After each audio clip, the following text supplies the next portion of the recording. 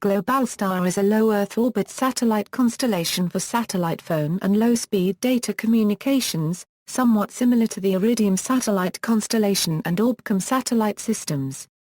History: the Globalstar project was launched in 1991 as a joint venture of Loral Corporation and Qualcomm. On March 24, 1994, the two sponsors announced formation of Globalstar LP, a limited partnership established in the U.S., with financial participation from 8 other companies, including Alcatel, AirTouch, Deutsche Aerospace, Hyundai and Vodafone. At that time, the company predicted the system would launch in 1998, based on an investment of $1.8 billion. Globalstar received its U.S. spectrum allocation from the FCC in January 1995, and continued to negotiate with other nations for rights to use the same radio frequencies in their countries. The first satellites were launched in February 1998, but system deployment was delayed due to a launch failure in September 1998 that resulted in the loss of 12 satellites in a launch by the Russian Space Agency. In February 2000, it launched the last of 52 satellites, 48 satellites and 4 in-orbit spares. Another 8 unlaunched satellites were maintained as ground spares.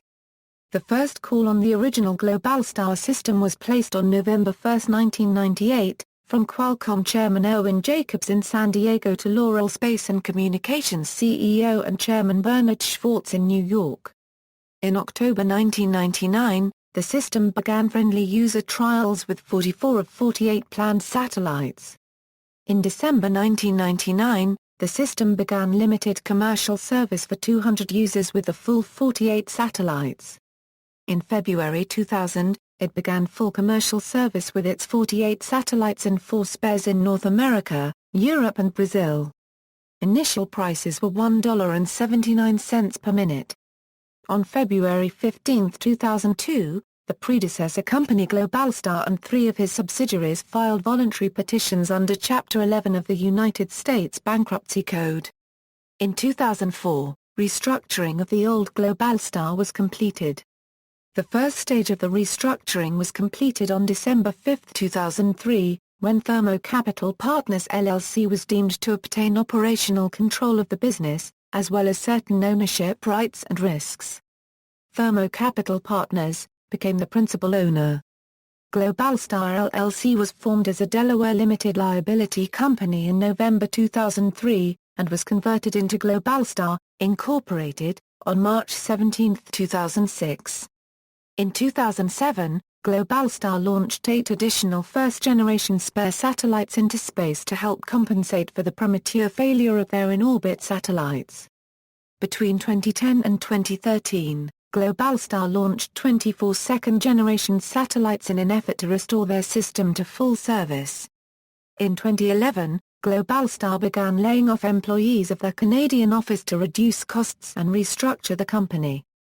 Between 2010 and 2011, Globalstar moved its headquarters from Silicon Valley to Covington, Louisiana, in part to take advantage of the state's tax breaks and low cost of living. Products and services: with over 315,000 subscribers, Globalstar is the world unregistered trademark's largest provider of mobile satellite voice and data services. Globalstar offers these services to commercial and recreational users in more than 120 countries around the world. The company's products include mobile and fixed satellite telephones, simplex and duplex satellite data modems and satellite airtime packages. In late 2007, Globalstar subsidiary Spot LLC launched a handheld satellite messaging and tracking personal safety device known as the Spot Satellite Messenger. Many land-based and maritime industries make use of the various Globalstar products and services from remote areas beyond the reach of cellular and landline telephone service. Global customer segments include oil and gas, government, mining, forestry, commercial fishing, utilities, military, transportation, heavy construction, emergency preparedness, and business continuity, as well as individual recreational users. Globalstar data solutions are used for a variety of asset and personal tracking, data monitoring and supervisory control and data acquisition, or SCADA applications.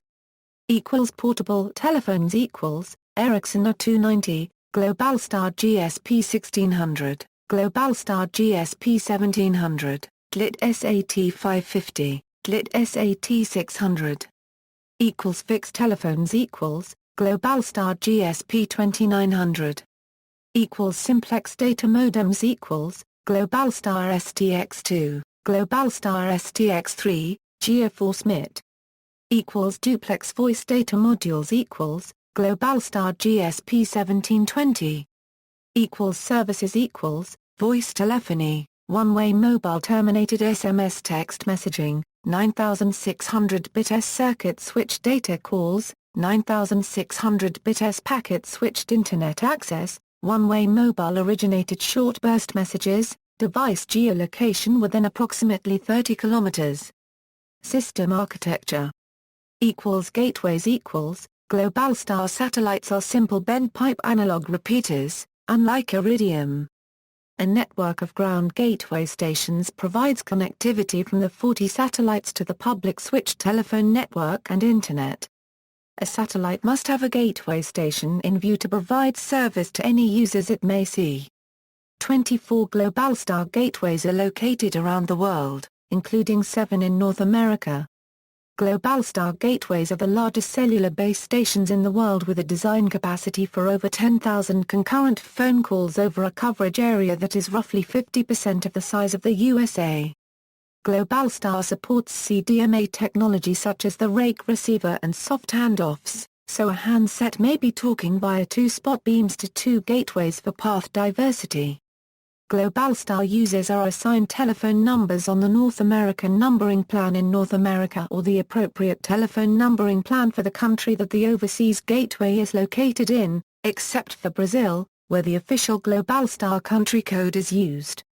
The use of gateway ground stations provides customers with localized regional phone numbers for their satellite handsets. But if there are no gateway stations to cover certain remote areas, service cannot be provided in these remote areas, even if the satellites may fly over them. As of May 2012, voice and full duplex data service is currently non-functional over much of Africa, the South Asian subcontinent and most mid-ocean regions due to lack of nearby gateway earth stations. The Globalstar system uses the Qualcomm CDMA Air interface. However, the Ericsson Untitled phones accept standard GSM SIM cards, while the Qualcomm GSP 1600-1700 phones do not have a SIM card interface, but use CDMA as 41-based authentication. Therefore, the Globalstar gateways need to support both the CDMA as 41 and the GSM standards. Globalstar has roaming agreements with local cellular operators in some regions, enabling the use of a single phone number in satellite and cellular mode on multi-mode Globalstar handsets. These cellular roaming agreements are not in place in North America. Because of improvements in cellular phones and networks and the limitations inherent to satellite phones, the newest Globalstar handset does not include cellular connectivity as Globalstar does not expect subscribers to carry it as their only mobile phone. First-generation satellites Globalstar orbits have an inclination of 52 degrees. Therefore, Globalstar does not cover polar areas, due to the lower orbital inclination. Globalstar orbits have an orbital height of approximately 1,400 kilometers and latency is still relatively low. A Globalstar satellite has two body-mounted, Earth-facing arrays. First-generation Globalstars weigh approximately 550 kilograms, however, the second-generation Globalstar design will gain significant mass. In 2005, some of the satellites began to reach the limit of their operational lifetime of 7.5 years. In December 2005, Globalstar began to move some of its satellites into a graveyard orbit above LEO. First-generation satellite problems. According to documents filed with the SEC on January 30, 2007, Globalstar's previously identified problems with its S-band amplifiers used on its satellites for two-way communications are occurring at a rate faster than expected, possibly eventually leading to reduced levels of two-way voice and duplex data service in 2008. The company's simplex data services used to support the asset tracking products as well as the Spot satellite messenger are not affected by the S-band satellite issue mentioned above. Globalstar also launched 8 ground spare satellites in 2007 to help reduce the impact of the issue. In the filing, Globalstar made the following statements. Based on data recently collected from satellite operations, the company has concluded that the degradation of the amplifiers is now occurring at a rate that is faster than previously experienced and faster than the company has previously anticipated. Based on its most recent analysis, the company now believes that, if the degradation of the S-band antenna amplifiers continues at the current rate or further accelerates, and if the company is unsuccessful in developing additional technical solutions, the quality of two-way communications services will decline, and by some time in 2008 substantially all of the Compania Euro-1 registered trademark S currently in orbit satellites will cease to be able to support two-way communications services. 5. Industry analysts speculate the problem is caused by radiation exposure the satellites receive when they pass through the South Atlantic anomaly in their 876-mile altitude orbits. The S-band antenna amplifier degradation does not affect adversely the Compania Euro-1 registered trademark S one-way Euro-OE simplex Euro data transmission services, which utilize only the L-band uplink from a subscriber Euro-1 registered trademark SA Euro-OE simplex Euro terminal to the satellites. The company is working on plans, including new products and services and pricing programs, and exploring the feasibility of accelerating procurement and launch of his second-generation satellite constellation, to attempt to reduce the effects of this problem upon its customers and operations.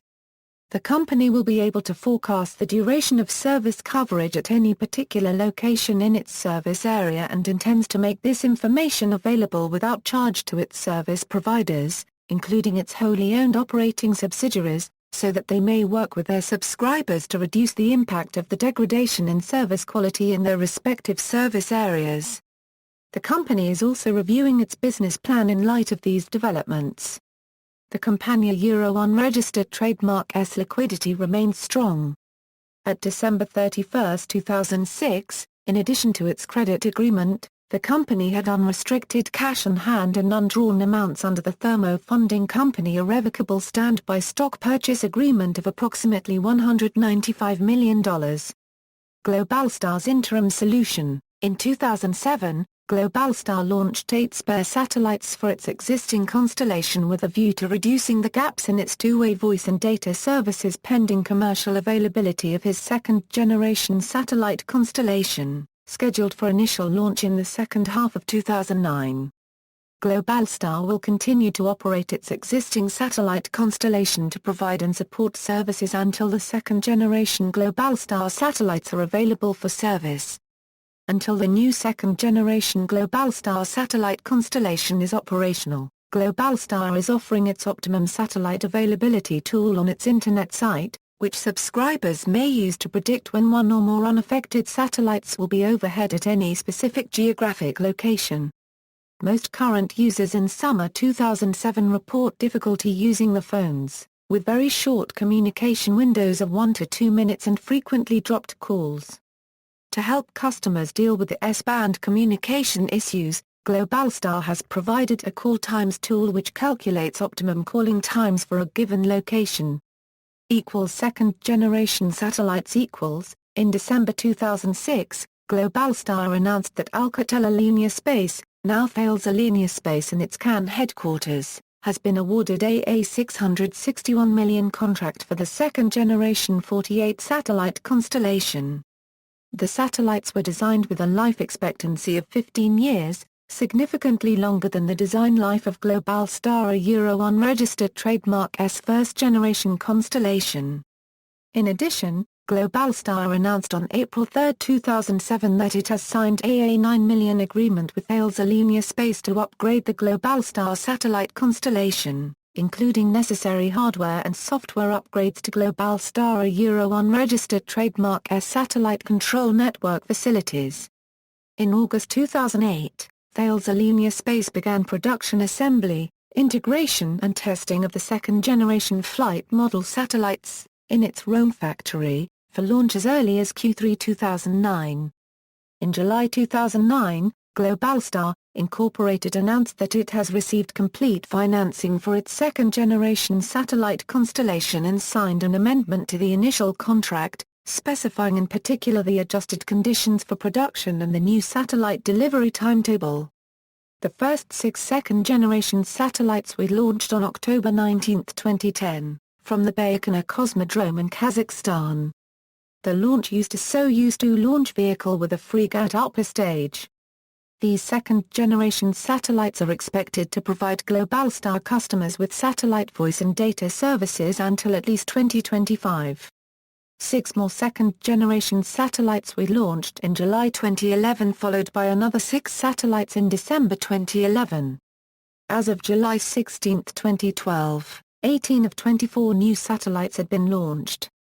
Launch of the second-generation constellation was completed February 6, 2013, with the launch of the final 6 satellites using a Soyuz 2-1, a launch vehicle. The 24 second-generation spacecraft weighed approximately 700 kilograms each at launch, and are 3-axis stabilized. Business operations Corporate structure and financing Predecessor company, Globalstar LP. In February 1995, Globalstar Telecommunications Limited raised $200 million from its initial public offering in the Nasdaq market. The IPO price of $20 per share was equivalent to $5 per share after 2 stock splits. The stock price peaked at $50 per share in January 2000, but institutional investors began predicting bankruptcy as early as June 2000. The stock price eventually fell below $1 per share, and the stock was delisted by Nasdaq in June 2001. After the IPO, the publicly traded Globalstar Telecommunications owned part of system operator Globalstar LP. From that point on, the primary financing for Globalstar LP was vendor financing from its suppliers, supplemented by junk bonds. After a total debt and equity investment of $4.3 billion, on February 15, 2002, Globalstar Telecommunications filed for Chapter 11 bankruptcy protection, listing assets of $570 million and liabilities of $3.3 billion. The assets were later bought for $43 million by Thermo Capital Partners LLC.